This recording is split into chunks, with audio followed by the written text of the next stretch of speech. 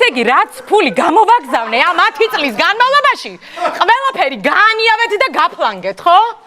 აი რა გავანიავეთ და გეხვეწები, კარგი, ახლა 5 წელიწადში თუ 10 წელიწადში რაღაცა ფულს ვიგზავნე, ნუ გადაგვამოლებ. ეს სახია გარემონტებული ხალხო, ეს არის გარემონტებული სახი. არ არის, გარემონტებული ვარც არ არის, ეს დედა არა ვარ კარგი. მაგას რას დავეძებ, გეხვეწები, თავარია მშვიდობით ჩამოხვედი თამარ, მაგას დავეძებ. აცრამბობ თამარ. მშვიდობით რო ჩამოვედი რა, მერე რა. გაშუაში ხარ შენ? არის, რა ეტოდე იმე? ეხლავე აუხსნი.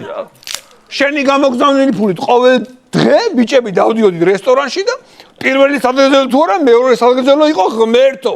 შეგენაცვალე, ოღონ ჩემი ცოლი მშვიდობით ჩამომიყვალენკო და ჩამომიყვანა.